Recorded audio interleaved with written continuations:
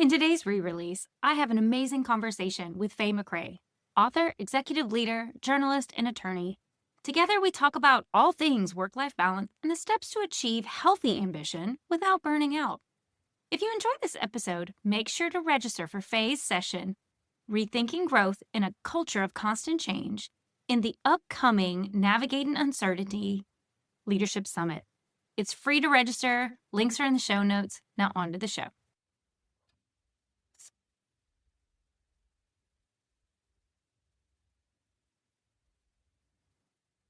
Hello, everyone. Welcome back to the latest edition of We've All Done It. I am so excited to have Miss Faye McCray joining us today because we are going to get into talking about work-life balance. I love whether or not that even is something that's real. How do we have healthy ambition without losing ourselves in the process? Because I know I have healthy ambition. I don't know if I always have healthy balance. So I am looking forward to having this conversation with you today. Faye, how are you? Well, thank you so much for having me. So before we jump into why people should listen to you, or maybe what we are going to do is why should people listen to you? Tell us a little bit about who you are and some of your experience in this space. I don't know necessarily if people should listen to me, but I do think people find themselves a lot in my story, which is why I'm being so kind of open and transparent about sharing it. So, I have always considered myself a really ambitious person. I went to law school, I practiced law for 10 years. Then I had a fantastic career in media and journalism and entrepreneurship and just found myself at sort of a breaking point. I had been doing all the things, not taking enough time to take care of myself, not taking enough time for the things that I loved, and just reached a point where I had to have some honest conversations about about sort of my habits, how I had gotten to that point in my work journey and what I needed to do to change. So, I find most lessons worth listening to hard earned. And these were definitely hard earned lessons Yeah. for me. My breaking point actually got me in the hospital. I was very, very sick with anemia. I was having heart palpitations, not just from the stress, but of sort of neglecting my health in favor of sort of aggressively pursuing success.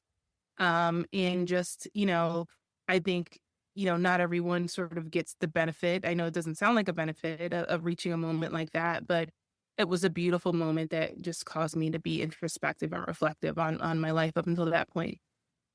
So it's interesting because you're not the first person I know of who has ended up having some significant health crisis that ends up being the kind of watershed moment of what the hell what am I doing? Like, how did I get here? WTF? Um, I can say for myself, fortunately, I didn't end up in the hospital, but I ended up in urgent care a lot because I ended up in a position where stress was so high. I kept having skin infections. Like I kept breaking out in really strange places. And it was, stress related because the minute I changed my job, guess what went away? Yeah. Yeah. Stress And I've can do, never had it. I've never had it again. yeah, it's wild what stress can do to your body. So when you had this pivot point, tell me a little bit more. So because obviously this is a passion for you. So, what ended up happening in your journey that people can say, "Hey, I'm here. I've been there." Like, what were the big steps you had to take to say, "This is not the right path for me. I need to choose a different course"? Yeah. I think I'm just an all in person, right? Like, I'm just the type of person that, like, when there's a task in front of me, I'm like, yes, like, I'm going to do the thing and pour all of myself into it. There are so many different reasons for this. And I usually kind of point back to growing up. My mom was just an incredibly wonderful and ambitious woman. Her and my dad split. And as a part of sort of her coming into her own as a woman, she went back to school and at 41 years old, and she got her bachelor's and her master's and just had this fantastic career. And for me, I was just a little girl witnessing this, like, yes, this is like what it means to be this powerful woman.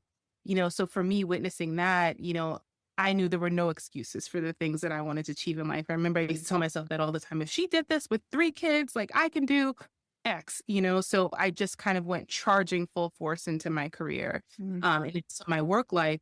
to the exclusion of almost everything else, right? I kind of got in a space of like, what's the next step? What's the next step? What's the next step?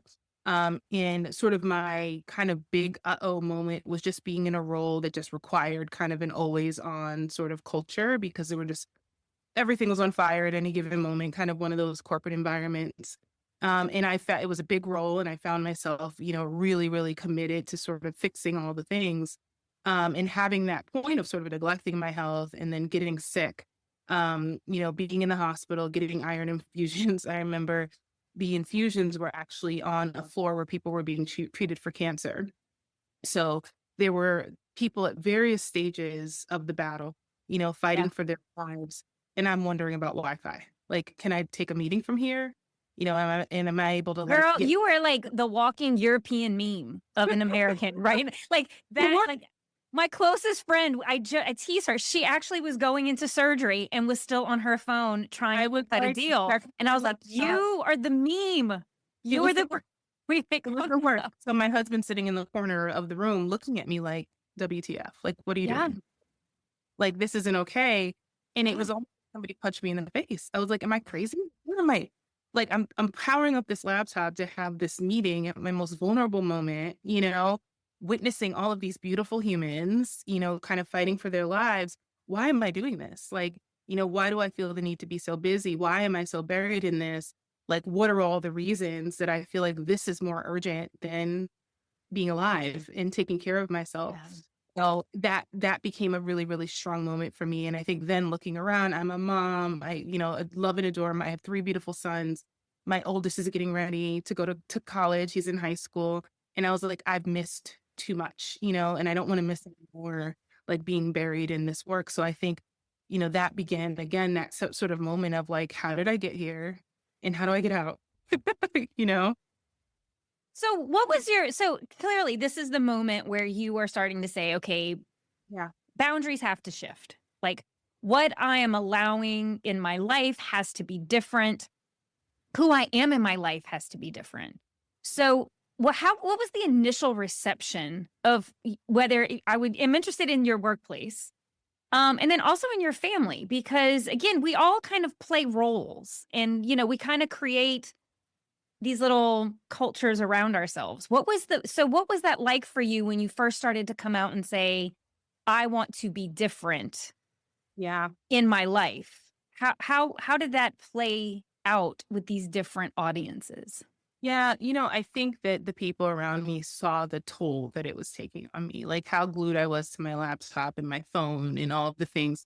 So I think in my mind, I sort of worked it up as like these people are going to think I'm nuts. They're going to think, you're like, what are you doing? Yeah. And top amongst that was my dad because he's a police officer, career civil servant, who's retired now.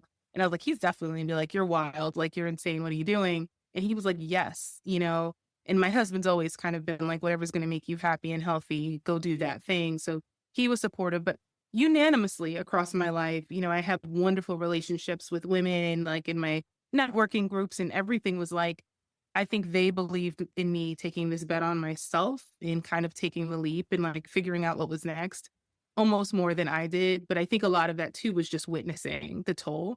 And I think my family missed me, right? Like when you're so engrossed in all of these things, you're not as present for like, I could, whatever, you're looking at your phone and you're doing all these things. So I think they wanted me to be more present, not just for myself, but for them. So, I think I was fortunate. I had a really nice kind of rah-rah squad that was like, you're going to be okay, and that helped me when I didn't necessarily feel the same way. Like I was still kind of like, oh, how's this going to be? Well, it's so funny because there's a time I can think of specifically. I was working for a very large company. I was working, I was easily doing 12-hour days, and majority of it was on my feet. And I had gotten to the point where I didn't realize this, and I didn't dawn on me till later. But like when I wasn't working, I wasn't talking because I was so tired, I guess. But basically, when I would go out and hang out with friends, I don't just sit there. I didn't notice this like at all. My weight went down very far. I got down to like a size 202, which is really tiny. But again, like I didn't think anything of it because I was so wrapped up in the work that I was doing. And to kind of quote your family, like because I was starting to think about leaving, I was trying to figure out what my next leap would be. And I felt like I knew it was probably going to be untraditional in some way. And I remembered having the conversation with my parents because I had never quit a job without having another job. Yeah. Right. Yeah. And I knew that there was a bigger issue at play when I was having the conversation. And I remember very specifically my parents saying to me, something along the lines, I'm gonna have to paraphrase, but it was something along the lines of, quitting doesn't make you a failure. Like, it's okay to quit this job. Yeah. Like, we have faith in you. Like, you know, and it's so funny because at the moment I was shocked. I was like, I can't, to your point, like I thought for sure they were going to come back and be, girl, you do not have, what are you doing? You have a good job. You have good benefits. Like, you need to figure some things out, but like, don't leave. And the message I got was quitting doesn't make you a failure. And in a weird way, like I hadn't even thought of that as Yeah. an issue. Like but I think giving that permission, like in a weird way, I kind of got permission to go do something that I thought was crazy and I can't believe I'm going to do this. And it's so funny because it wasn't until like about a month later, I was hanging out with friends again and somebody said, "Oh, you've come back." Aw. And but it was like, and I was like, what are you even talking about? And that's when they kind of came and they were like, you didn't even realize it, but like you were physically here, but you were never mentally, emotionally here. And I didn't realize how many people were actually really worried about me. And it's kind of one of those things, because I talk about it in the book, like when you're burnt out, you rarely see that you're burnt out. And like you're going to make choices with a very altered lens. And you're going to feel super justified and you think you're doing the right things. And this is a reminder of why having that squad, having that community around you to like love you, support you, and say, hello. And to say that, say, hey, choosing a different path doesn't make you a failure in this one. It's just a pivot. All it is a pivot. So your story, like it resonates with me. I have no doubt it will resonate with a lot of other people. But it's so hard. I think the hardest part is that it took us to get to a place where we were really not okay before we made that pivot. So I'm assuming some of what you're doing now is trying to help people maybe identify this before they get to the stage of like critical mass. Yeah. Yeah. 1,000%. And I'll say this too, for me, a lot of this work has sort of come to this place of me realizing I can't blame any one environment, because I don't think any place takes what you're not willing to give. Yeah. And this crystallized for me day one. Like day one, I'd left, I'm waking up for the first time. I don't have anything kind of full time. And immediately I start making a to-do list, right? Like, who do I need to follow? Like, I got to prepare for this, the office. I need to read. It's like, but it's ingrained in us. Like, I need to do all these things. And I'm like, girl, you are the problem. Like, not even as just like Americans, because it's in us as Americans, like you must do. If you don't do, you are not productivity. Like you are lazy. Like that's a narrative that has to change. That if you're not constantly doing, you're lazy. But then also, I think as women, I think that's part of how we're trained a little bit too. I don't know. Yeah, I mean, I think too, in sort of like diving into this issue, I am realizing there's so many, there's cultural, there's gender, there's birth order. Like there are so many reasons why we kind of approach, work this way. But I mean, it certainly was a moment for me, like a moment of gravity of like, oh, wait a minute, like you have to address you. You have to learn how to say no to you. Not everything is urgent. Not everything requires you to like jump in immediately, pace. Like you don't have to rush. I mean, all of that were things that I had to learn before I could be healthy in any other environment. Even as an entrepreneur, even as a business owner with clients, like I have to learn how to say no to myself, to just preserve time. Not every minute of the day needs to be scheduled,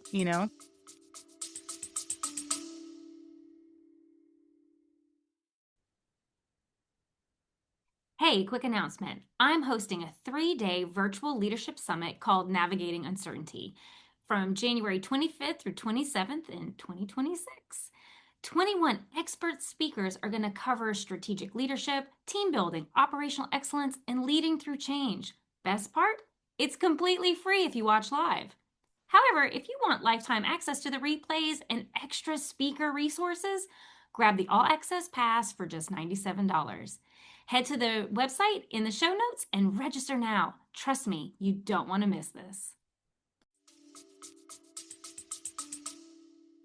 I think the statement I want to come back to is when you said people don't take what you're not willing to give. And so it's so funny because I have been working with a lot of younger people, and I find that in an effort to like go out and do a great job and to blow people's socks off, that they completely say yes to everything and then have no boundaries whatsoever because they're being taught to go and to, exceed expectation every time, but not understanding that in some corporate spaces that you have just established your baseline, which means if you are working 60-hour weeks just to give what you're giving today, well, they're going to expect more of you next year. Yeah. And even more of you the year after that, and more of you the year after that. And how do we get comfortable with saying a B job is okay? Yeah. Like, and do a great job, still maintain boundaries, like have a hobby. Yeah. That sounds like nothing, but and I think you're nodding your head. I didn't have hobbies. Yeah. Like Yeah. if I read a book, it was because it was a book club assigned to something at work. Yeah. Yeah. If I did certain things, it was because it was naturally tied to something that conveyed to work. And I think that is something I wish and I'm glad you're doing the work of how do we start to say, what am I willing to give? Because they can't take what you're not willing to offer. And I think there's so many reasons for that, right? Because you think about it. One of the first questions we ask a kid is like, what do you want to be when you grow up? And that becomes sort of the definition of who you're going to be, throughout adulthood. So we enter careers as almost this kind of all encompassing, this is now the thing, right? And I think a lot of young people, I know I was said young person going into the workforce, thinking I was going to find all of my satisfaction, all of my happiness, all of my identity in my career, and I started out as a lawyer, and was quickly disabused of this thought that it was all the things. Lots of lawyers in my life. And I was like, when you were like, I was like, oh, that's not a stressful career or, demanding, unrealistic career choice at all. You see it on TV, you think it's one thing, go to law school, it's very different, It's not law. What do you mean? It's not Law and Order? It's not at all. Or like, and then you did journalism, which of course is a much easier path to navigate. Right. Yeah, easy peasy. But it's just like you get 3 years in, you think that there are going to be all these things. And I remember I worked with this fantastic judge one time and I was, I don't know, 27, like just lamenting on like, oh, I just don't know if this is it. And she's like, you cannot think everything that you need is going to be here. And I remember at that juncture in my life, it gave me such permission to say, I was still very much a writer at heart. And I was like, let me go join some local writer groups, and that ended in me meeting wonderful poets and artists in my community. And all of these things sort of opened up. Then it became so much more tolerable, and also in some ways gave me permission to be okay saying no in certain environments when something was too much or something that I didn't want to do, because it didn't feel like I was moving in scarcity. Like if I lost this, I would lose everything. There were other things to me. So as you have done the work that you're doing, so especially because and this could apply to anybody. So I almost feel like we have two people we could play with. So people who are new in their careers, what does the healthy ambition look like for people who are just starting their careers, who are just trying to like that new person, they're in their 20s, they're like wanting to kill it, but like they don't know. And especially because the world is changing a lot around us. So for a new person, what would healthy ambition mean to them? Yeah. I think this begins before you even say yes to the job, right? I think that this begins with you going into any career or any job or any path with a clear picture of what you want, Like I always say, I'm from Queens, like it's the what's in it for you, like question. Just ask yourself what's in this for me. And, if it's title, if it's kind of growth, that's okay too. But you want to have clear metrics for what the spaces are doing to sort of fulfill you, right? And fulfill your definition of success, because that gives you agency to look critically at the opportunity and determine, hey, maybe this isn't for me, or maybe this is a right now job, right? Versus a job where I'm going to invest 10 years of my time or 15 years of my time. So I think that's sort of the first step. And one thing that I love to do kind of on social media and TikTok too is just vet job postings, because I think that there are always signs, in job postings of environments and organizations that just may not be the right fit, especially if you're looking for more balance.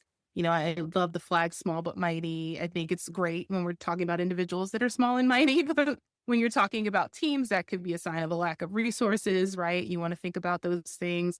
Other duties as a sign, maybe it's not so clear what they need from you, but you really start taking agency and ownership of that sort of search process. Yeah. Because I know that we like to say that people in early career, they have so much to learn, but they also have a lot of talent and a lot of potential on a promise. And no matter how old you are, you should own your time and what you spend it doing.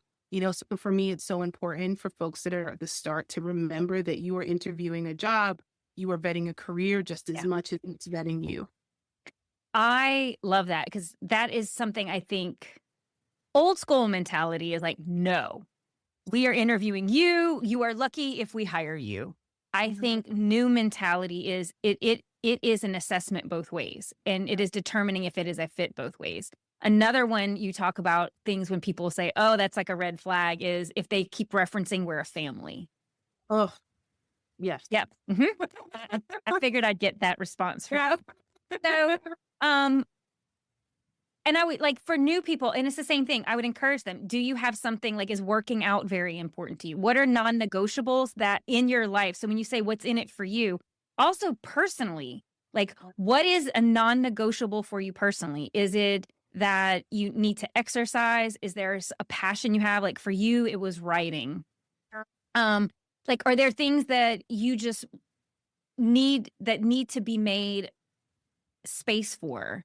It could take the shape in so many spaces. Yeah. I mean, that a big part of it too is family. Like I want to be, I'm very acutely aware we have a big age gap between our littlest and our oldest. My littlest is 8, so I'm watching my 17-year-old getting ready to fly and very aware that, my 8-year-old, this not too long until he's there too.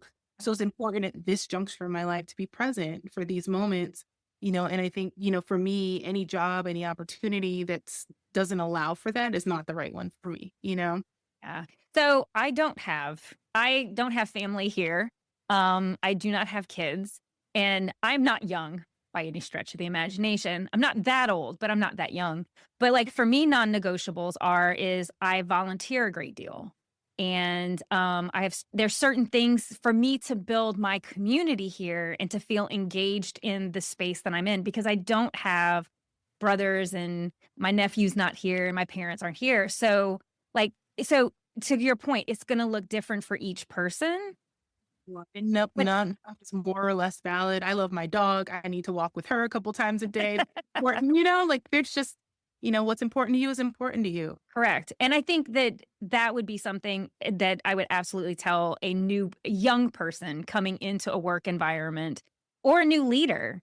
Because I feel like leadership sucks even more of your life that you're not really anticipating. If you've never been in leadership before, I always love the conversations with new leaders, because they think it's going to be one thing. You can see it, you can hear it in what they're saying.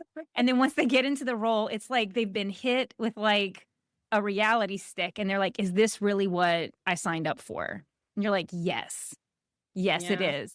And so, because what happens is you're not just doing a job, you now are managing people, which is also taking on so much, which again, they take what you give, but the emotional weight of your team. How do you, how are they doing? What do they need? Am I showing up for them in a way that helps them grow, develop, thrive in their environment? So what causes you stress and what will keep you up at night may be different than if you're in an individual contributor role. Because I especially don't think people think about that part of it in the same way. Yeah, yeah, I was gonna say, especially I think when you want to lead intentionally and with empathy, but at the end of the day, as a leader or as anybody really, you're an agent of the business that you represent, and I think that's often, just a difficult sort of hurdle to show up completely human in those spaces. I've always found leading with transparency is probably the best sort of gateway to that. Like, Yeah. I remember years ago working with a leader who liked to, I can't remember what she used to refer to her team as, but it was something very like baby, I forget what it was, but it was almost like kids to a parent sort of, dynamic. And it's like, that's not the best way to look at your team and your crew. We're all in this as a transaction. It's people's livelihood. It's okay to let people know kind of, what's going on with the business or kind of things that would jeopardize their livelihood. Not always the easiest in certain environments to lead with that level of transparency. But I've found that the more transparent we can be as leaders, the easier it is to lead from a place of humanity. Absolutely. And I think the other thing I would say too to new leaders is find someone who has a leadership style and a balance that you would like to emulate. Mm. So find a mentor, and ask them if they would mentor you. Yeah, Because I think if you again, and this is part of building that professional community, that network that will hold you in check and, kind of gut check you when you're not showing up as the way you want to show up. Yeah. Because it'll happen. Yeah. It'll happen. You're going to get sucked into a vortex where you're going to lose track of your boundaries. And that's where having the right people around you, I know becomes really, really important. But I also think don't take for granted having good mentors and asking them how they navigate those tough decisions of when you want to say no, Yeah. but you're feeling pressured to say yes. Yeah. So that way you're not having to necessarily navigate it all on your own. You have another voice that you can leverage and someone who has more experience than you to maybe help you navigate a challenging moment. Yeah. Yeah, absolutely. Yeah, I do think, as a leader, specifically speaking of boundaries in particular, like it's imperative, I think, for leaders to model good boundaries, between work and themselves, but it's not always the easiest to do because I think especially many of us that are of a certain generation, are so used to like kind of the all-in school of like success. Like I have to show that I can do all the things and be all the things. But also as a woman of a certain age, I adore and love the power of a good no at this juncture in my course. It doesn't have to be we're the same age level. Yeah. And I do think there comes for lack of a better term, ballsiness. Yeah. Boldness. Because I have no problem saying no now. Yeah. 20 years ago, I had a hard time saying no. 10 years ago, I had a hard time saying Yeah, I'm getting ready to say it. And so that's where I think for younger people, and to your point, and I think it depends. I was in a very male dominated space early on in my career. So being a woman, you felt like you had to go even above and you had to go so much further. But if I could have had someone, if I could have had an older leader who happened to be a female to be how do you do it? How do you maintain credibility and hold your ground? Yeah. Because that is we have a sort of hard. for the no's, I think I call them the 3 C's. You want to be clear, you want to be compassionate, and you want to be collaborative. You clearly have to say no. You can't say maybe, I don't know, it has to be a no, but I think that if you're compassionate, understanding the necessity or the need and maybe offering an alternative, but it's so important to own those no's. It's just so important. And I think the more it's a muscle. I think the more you say it, the easier it gets. And I know as a leader, I've always respected it. Whenever I've had someone say, "Hey, this can't be done in this timeline," what if we X or what if we do this? I listen. Because a lot of times leaders aren't in the weeds, so they may not be aware of all the nuances and all the details that go into getting the work to be done. So sometimes a no is also just a smart business move too, and it'll earn you respect, but don't be afraid of it. And again, I think if it's a skill you learn now, a behavior you learn now, it will make life so much better for you. Learn from us. Yes. Just saying. And so I want to ask one. So we talked about new leaders. So I want to jump into a more established leader. So someone who might be more in our age range, and I like how you say that, of a certain age, but people who are in it now and do not have that healthy. They have the ambition, but they don't have the healthy life. Yeah. So not everybody can just quit and move on. So what would you encourage people to do who are like, I'm drowning right now. I know change has to happen. I just don't see how it's possible. Yeah. What would you advise those people to do? I will say, I feel like we get stuck in that I don't know if it's possible loop for a really, really long time. And to me, that time could be valuable planning time, right? If you don't have the ability to just make the leap, I like to say that I leapt, but I planned. I also, for a couple of months, was thinking about it, and it was well timed for me. I sent out some emails and found out if there were consulting opportunities. I was making sure I was setting it up for me, to make sure that I would still have a solid financial foundation for my family and that wouldn't be too disrupted by my decisions. So I would say begin to create an exit plan, right? If you've done the work, you've gotten to the point where something needs to change, whether it's just misalignment, or being in a space that feels toxic. I mean, there's varying reasons why we feel like we have to move. And I think discomfort is always the telltale sign, before it hits you over the head and you end up in the hospital. But you start to feel it, it for a little bit before you get to that point. But just start thinking, okay, I want to make a move. For me, the first step is always financial. Again, work is a transaction. We're in it because we're getting paid, So start thinking of what are the What do things you mean? Isn't it your passion project? Pushing paper? Isn't it? I mean, it can be for some people. Yeah. I think you get very lucky, but you're like, no, it's a trade. I always laugh because I think people forget that. Yeah, I do. I think we forget that part of work is an agreement. I do this for you. You pay me as a result. This is not my life's and it doesn't have to be your life's mission. Yeah. Yeah. I mean, the beautiful thing is when it does feel fulfilling and great, it's the most amazing thing in the world too, but you also want your paycheck. So remember, start there. This is a financial agreement. And start to think of, what do I need to do to be comfortable? Is it kind of a certain savings threshold? Do I want to feel like I have a certain level of maybe contract opportunities lined up? Am I thinking of monetizing a hobby or a passion? But start to build a financial foundation. The next for me is, I am such a firm believer in networking. I network across, I network up aspirationally. I love meeting people. I love talking to people, and I love staying in touch with people. So like I said, when I first was kind of contemplating this decision, my first step was to send an email out to my network, hey, thinking about learning what it could be like to consult. Here's my skill set. Do you know anybody that can utilize that?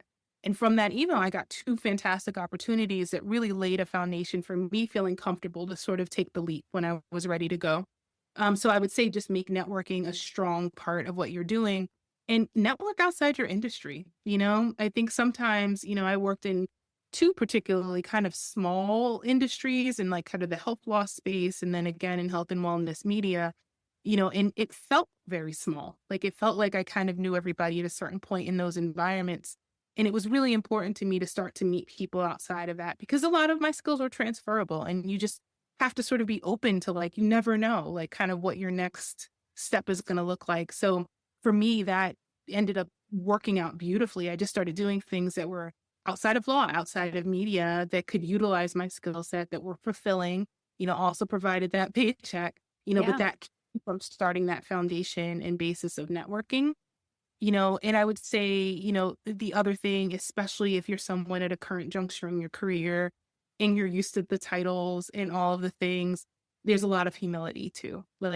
There's a lot of humility that you have to kind of prepare yourself for and prepare yourself to exercise, because, I think for better or worse, we lean in a lot to that external validation that comes with saying, I'm the hotty-toddy VP of whatever, and being able to introduce yourself that way. If you're planning on kind of moving out of those spaces into things that are more aligned, with what you want to do, or otherwise, sometimes those accolades stop, and the people being impressed stop. And, you have to be okay with the quiet that comes with that a little bit, and get comfortable with your own kind of, own happiness and your own, being proud of yourself, and all of those things.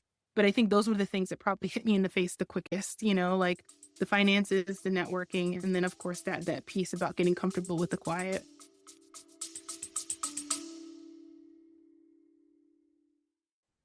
Is this episode hitting a nerve? Are you facing complex people challenges and have tried leadership books, workshops, and the advice from everyone, and somehow it's still not working? Now imagine having a trusted leadership partner who understands your specific challenges and strengths. My one-on-one leadership program provides the support you need with a customized plan. If you'd like to learn more, click on the link in the show notes and book some time with me. I'll explain how it works. Now back to the show. Yeah, I think that's all really good. I would same network. You have spent a lifetime building up, meeting people. LinkedIn is the best place, but I mean, I think the two things that you said that I resonate three things. The two things I would say is know your network and really keep your network healthy. Two, the humility piece is huge, especially if you're trying to go out on your own. I will say working for myself has been the hardest job I've ever had, by far. Harder than any boss I've ever worked for. And I'm the boss. Yeah. And it's just because like it's all on you. Girl, you better love IT, you better love marketing, you better love, all of it. Accounts payable, you better love accounting. Like, because all those, unless you can afford to outsource those things, it's all you. And so there's going to be a lot of humility in figuring things out, making mistakes, a lot of mistakes, and then figuring it out. And then the last one I think too is understand, like, before you make a leap, what is the thing that's going to make you feel okay making the leap? But if you're not looking to leave, I would say those same things apply. Because, one, you can leverage your network to start looking for your next opportunity. Sometimes, and again, kind of talking about stepping into leadership, if you did get into leadership and decide it's not for you, maybe it's taking a lateral or a step back. Either within your company or within another organization, is being able to say, I don't want this. So if I don't want this, what is the alternative? It may not be as sexy. It may not sound as good. It may not look as sweet on the card or whatever it is, but it's understanding to get you the life that you want. Sometimes we have to be so clear about what we don't want. I think that becomes really important. Yeah, it takes a lot of bravery. I remember years ago when I was practicing law, I had a colleague that was sort of promoted to more of a supervisory role, and it was very meeting heavy. This was still, I was fairly early in my career, so I hadn't had any leadership roles yet, but she had this coveted, kind of leadership role. And for her, she just had this moment where she was like, I don't like sitting in meetings. Like, I liked the work that I was getting to do with clients and like all of those things. And she took the step back. And I remember it was like, can you believe she did this thing? And now older, I'm just like, that was amazing and brilliant that she did that for herself because she knew that just wasn't what she wanted, And I think, she was just prepared to make that shift and that change. And I think there's no shame in that, there's no shame in that. Well, and there's organizations I've worked for that, and I think a lot of it depends on the company you're with and the culture and how they embrace that. But I worked for one organization where I can think very specifically, there was a woman who promoted into a more senior position. And roughly around that time, her husband got ill.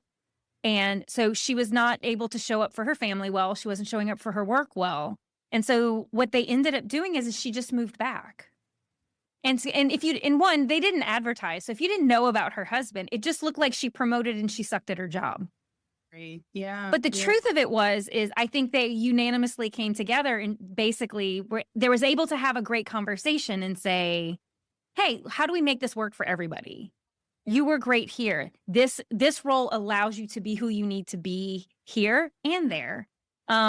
And so I would encourage people, like if you find yourself in that situation, and not necessarily a sick spouse or anything, but you're over your skis, like it's too much. You're finding yourself starting to get sick.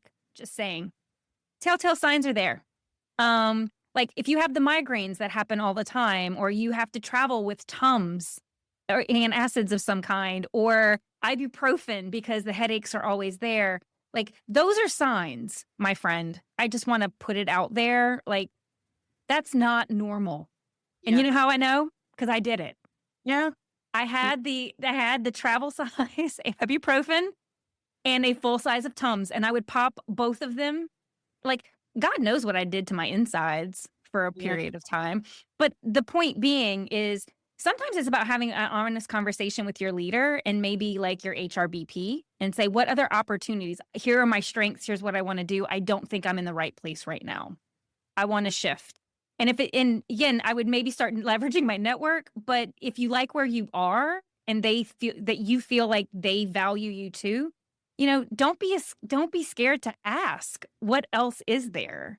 Because the last thing I would want anyone to do is to burn out so brightly that the alternative is they're going to let you go Yeah. because Yeah. you're not showing up for anybody.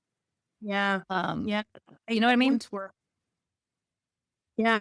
I once worked with this amazing HR leader who the company was in a period of transition, and she had someone in her downline who was like, I just can't handle like all of the uncertainty. Like, I don't know that I could sort of ride this out. And at the time she was like, I will support you in whatever you need. I'll write you recommendation letters. I'll help you find people in my network.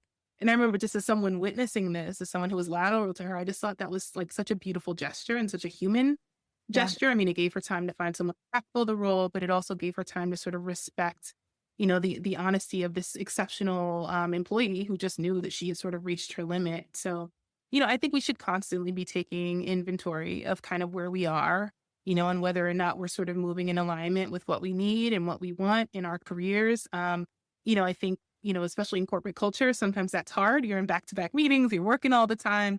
And to your point, you were saying at night, you were like kind of a zombie. I had a similar experience. I have like a favorite chair in my bedroom, and I would just like kind of but at the end of the night, like completely kind of pass out. I think that's what sometimes these intentional pauses are really important too. But, Yeah. we should all be taking time to sort of think through what's happening. Where am I? What am I doing? Oh my God, Faye, this has been so wonderful. And I'm so grateful because you and I've talked before, but like there's so many things more that came out in this conversation. I'm like, oh God, we've lived a similar life. And and we're completely different parts of the country, completely different industries. But it's scary how it can show up when you don't make yourself a priority in your life. Like it can happen so fast if you're not paying attention. And so that's why I think what you're doing is so important. And I'm so incredibly grateful that you came and shared some time with us today. It's going to be in the show notes, but if people wanted to reach out to you to connect, learn more, just be a part of your network because you're pretty freaking awesome, where would you like them to go? Yeah, so I have a great newsletter on Substack called What If It All Works Out? So that's my musings. I interview fantastic people. So if you want to take a look at that. But otherwise, my company is Culture and Quill, but you can find me on LinkedIn. Part of doing this work is I've just met so many incredible people like us who've had these stories, who've thrived through them and done amazing on the other side. So happy to hear from anybody. Well, thank you so very much. And who knows, maybe we'll try to get you back on for some fun conversations. I like to bring back people just because anytime I meet folks, I'm like, what else can we talk about? Who can we pull together? Just because I know who typically the listeners love to hear. And so who knows? We'll have you back. I feel it. Thanks so much. Thank you for joining me on today's episode of We've All Done It. I know your time is valuable. That's why I'm for as little BS as possible. Hopefully today's episode has sparked some new ideas for you. If you would like to learn more about the We've All Done It leadership framework or how to work with me, please check out my website at KimberlyJBenoit.com. Until next time.